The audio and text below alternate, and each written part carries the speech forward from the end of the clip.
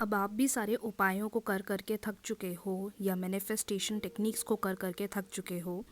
तभी आज आपने सोचा कि क्यों ना मैं आज इसका नतीजा जान ही लेता हूँ या जान ही लेती हूँ कि मेरे लिए चीज़ें क्यों काम नहीं कर रही हैं। Hey the lovelies, how are you all? Ritika this side. आज का ये वीडियो बहुत ख़ास होने वाला है, बहुत स्पेशल होने वाला है। बस आप एयरफोन्स लगा के मेरी आज इन बातों पर ज़रूर गौर फरमाइएगा या इन चीज़ों पर ज़रूर गौर करिएगा। अगर आपकी ज़िंदगी में ये चीज़ हो रही है, मतलब आप अपनी लाइफ में हर उस चीज़ को रोक रहे हो जो आपके लिए बनी है। आप बहुत सारी इच्छाएं रखे हुए हो, आप उन इच्छाओं पर काम भी करना चाह रहे हो, बट जिस प्रकार का नतीजा मिलना चाहिए आपको कहीं से नहीं मिल रहा।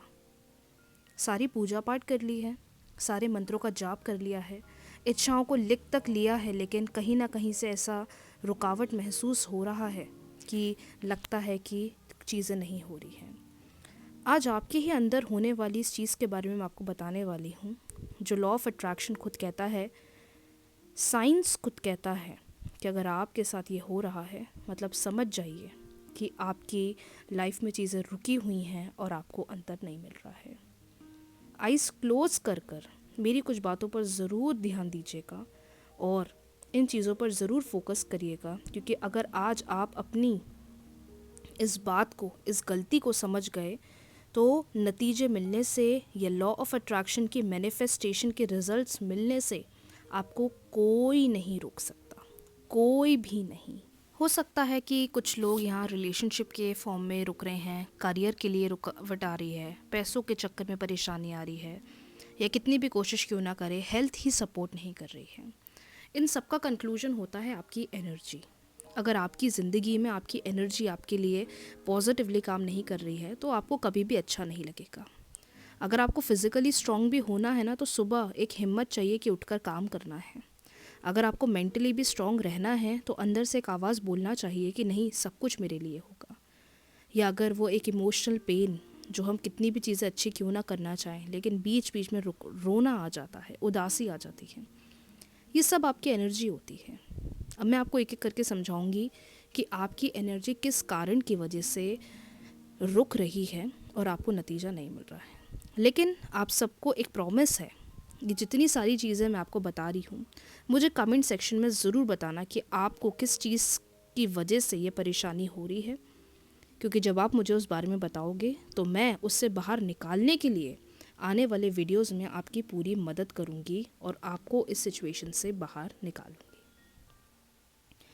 सबसे पहली चीज़ जो आज की जनरेशन में बहुत है, सबसे पहली चीज़, बल्कि आज की जनरेशन में नहीं, बहुत लोग अपनी शादी के बाद भी ये चीज़ महसूस करते हैं, या बहुत लोग अपनी जॉब में भी ये चीज़ महसूस करते हैं, कंपटीशन। आपने अपने आप को ऐसा इंसान बनाकर रखा हुआ है कि आप सोचते हो कि मैं वर्थ ही नहीं हूँ, मैं लायक ही नहीं हूँ, मुझसे अच्छा तो वो करता है या मुझसे अच्छी तो वो करती है, मेरी लाइफ कहाँ अच्छी है यार, सामने वाले की लाइफ देखो, कुछ नहीं भी कर रहा है लेकिन कितना मस्त जी रहा है। आप खुद को लोगों से बहुत कंपेयर करते हो, आपके अंदर एक कंपटीशन दिमाग में चलता ही रहता है। इस कंपटीशन से बाहर निकलो। देखो, ज़िंदगी सबको जीना है, लेकिन अगर ऐसे कंपटीशन से जियोगे ना तो एंजाइटी बढ़ती जाएगी और ज़िंदगी में कभी भी कुछ नहीं कर पाओगे। आप जिस फेज से अपनी लाइफ में चल रहे हो सकता है भगवान ने आपके लिए ये प्लान करा हो। सबका चैप्टर अलग है, आपका चैप्टर अलग है, आपके सामने वाले पार्टनर का या आपकी फैमिली में किसी एक इंसान का चैप्टर अलग है। बोल ले तो मम्मी को कि उसकी लाइफ कितनी अच्छी है या वो कितना आगे बढ़ रही है और तू वहीं बैठी हुई है। बोलने दो दोस्तों को कि वो कहाँ जी रहा है और तेरा भाई होके यहाँ पहुँचा हुआ है और तू यहाँ बैठा हुआ है। बोलने दो, कोई उनको नहीं रोक सकता, लेकिन प्रॉमिस करो कि आप खुद को किसी से कंपेयर नहीं करोगे।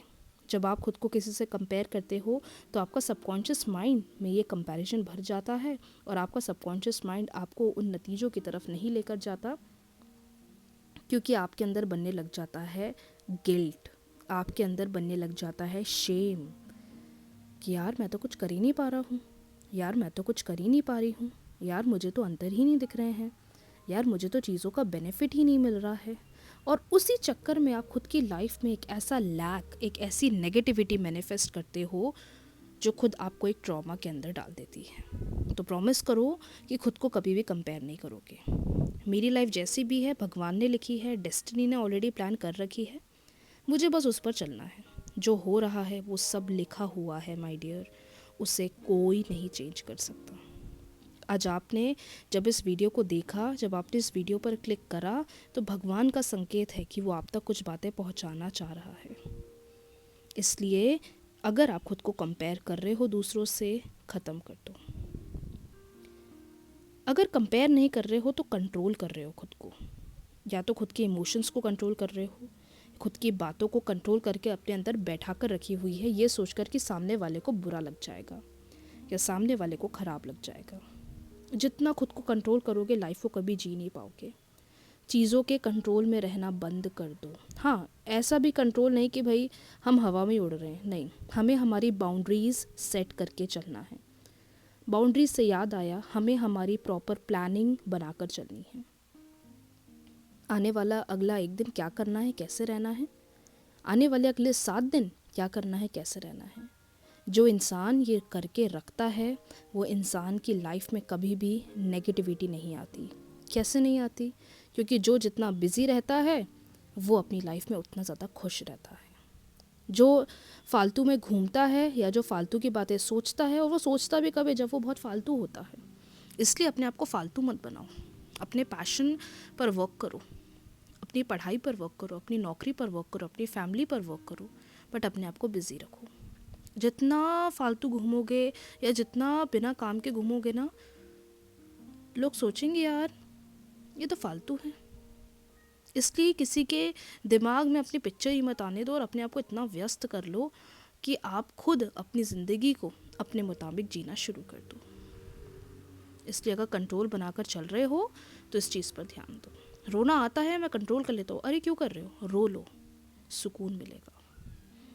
गुस्सा आता है पर मैं कंट्रोल कर लेता हूँ, गुस्सा करो, लेकिन यहाँ नहीं।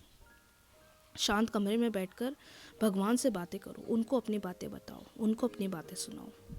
4 लोगों को बताओगे तो वो तो हंसेंगे, लेकिन वहीं अगर भगवान को बोलोगे तो वो इसका नतीजा निकालेंगे। अपने अंदर का पेशेंस मत लूज़ करो, क्योंकि जब आप लोगों के साथ कंपटीशन में आ जाते हो, जब आप खुद के गिल्ट में बैठे रहते हो, जब आपको चीज़ें हर्ट होने लग जाती है, जब आप खुद को अपने आप को एक वर्थलेस इंसान समझते हो, तो आपके अंदर पेशेंस चला जाता है। और अगर ये पेशेंस जाएगा तो हम चीज़ें कुछ भी नहीं कर पाएंगे। आजकल की जनरेशन का सबसे सबसे सबसे नेगेटिव पॉइंट कि पूरी जनरेशन, कहते हैं ना, एक जेनजी पेशेंस लूज़ कर रही है, और पेशेंस लूज़ कर करके अपनी लाइफ को स्पॉइल कर रही है। पेशेंस कैसे बनाए, पेशेंस को कैसे रखें? मेडिटेशन करिए, रोज़ कम से कम 10 मिनट मेडिटेशन प्रैक्टिस करिए। रोज़ कोई ना कोई एक मंत्रा ज़रूर चैंट करें, लेकिन दिल के साथ। ये नहीं कि यार बस करना ही है और करते जा रहे ना, दिल के साथ करोगे तो जल्दी अंतर दिखेगा। ठीक है, पहली चीज़, कंपटीशन नहीं रखना है, चीज़ों को कंट्रोल नहीं करना है, पेशेंस बनाकर चलना है, प्लानिंग पर वर्क करना है। अब आ जाते हैं सबसे इम्पोर्टेंट पार्ट में, और वो क्या है? हमारा घमंड। जी हाँ, आपके अंदर बहुत घमंड है, लोग कहते हैं, पर आप सोचते हो मेरे अंदर तो घमंड ही नहीं है, मैं तो ऐसे इंसान हूँ। नहीं, जितना लोगों के साथ पोलाइट रहोगे, जितना लोगों के साथ प्यार से रहोगे, जितना लोगों के साथ प्यार से बात करोगे, वही चीज़ घूम कर आपके पास आएगी। तो ये जो घमंड नाम की चीज़ होती है ना, इसको अपनी डिक्शनरी से हटा दो, और उस घमंड के वर्ड की जगह आ जाना चाहिए दैट इज़ पोलाइटनेस। कोई आपसे कितनी भी नफ़रत करता है, कोई आपका कितना बड़ा से बड़ा दुश्मन है, उसको सिर्फ पोलाइटनेस की तरह जवाब दो, उससे सिर्फ प्यार से बात करो। क्योंकि देखो, जिसके पास जो होता है ना वो वही देता है। जिसके पास घमंड है वो घमंड देगा, जिसके पास प्यार है वो सिर्फ प्यार देगा। तो अब ये आपके पास चॉइस है भाई कि आपके पास घमंड है या आपके पास प्यार है।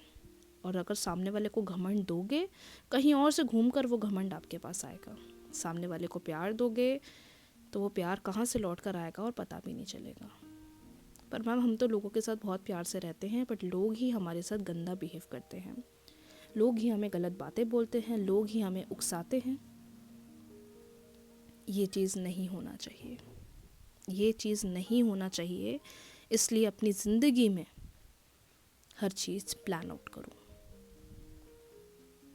तो ये कुछ बातें जो मैंने आपको बताई हैं, कंपटीशन नहीं रखना है, ईगो को हटाना है, पोलाइटनेस को बढ़ाना है, जितनी भी शर्म है वो हटाकर कॉन्फिडेंस, करेज, हिम्मत बढ़ानी है, और जितनी भी गिल्ट चीज़ें हुई हैं जिन्होंने आपको पिछले समय से रखा हुआ है उसको हटाना है। कुछ लोग इसलिए भी परेशान होते हैं क्योंकि वो सोचते हैं सामने वाले ने मुझे ना बस एक विक्टिम बना के रखा हुआ है, हर चीज़ का ज़िम्मेदार मैं हूँ, हर चीज़ की ज़िम्मेदार मैं हूँ। उनके साथ बैठकर बात करो, वो आपको ऐसा क्यों समझते हैं, वो आपके लिए ऐसा क्यों सोचते हैं। उनके साथ बातचीत करो और इस चीज़ का हल निकालो।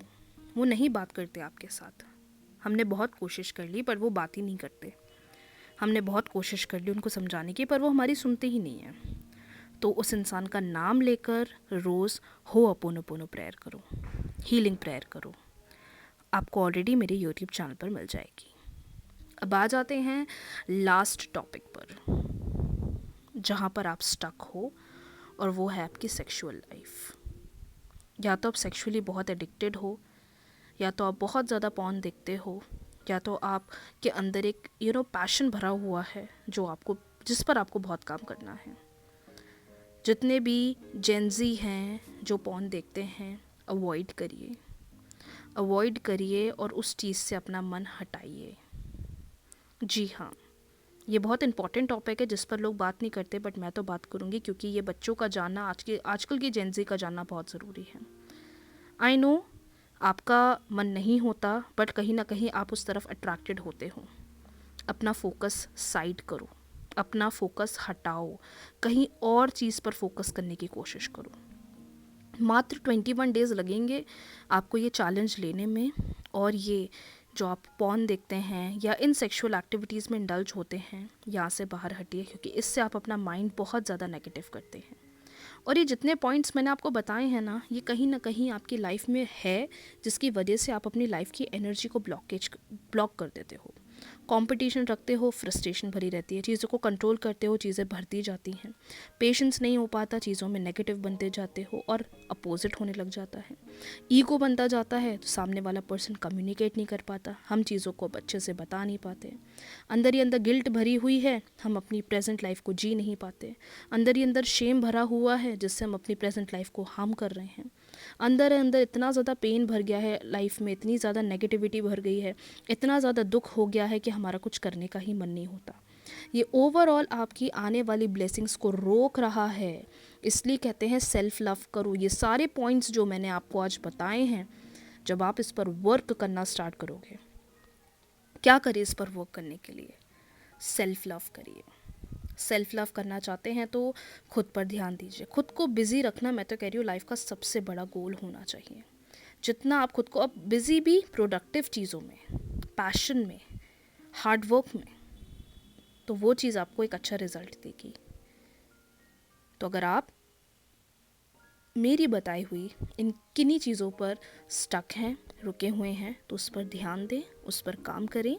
मैं फिर भी बता देती हूँ, control, impatience, ego, shame, guilt, pain, lack, unworthiness, competition and control, and sexual anxiety और sexual addiction। इसमें कोई बुरी बात नहीं है, इसमें कोई शर्म वाली बात नहीं है।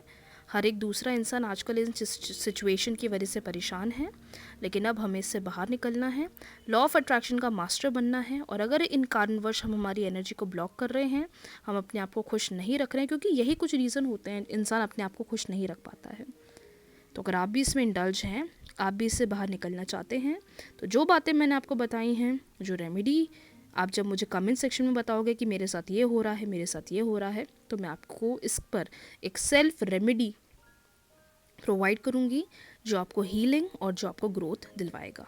सो कैसा लगा मेरा ये पॉडकास्ट आप सब लोगों को, जहाँ पर मैंने आपको बताया है कि इस कारणवश आप अपनी लाइफ में बहुत स्टक हो और नई चीज़ों पर वर्क नहीं कर पा रहे हो।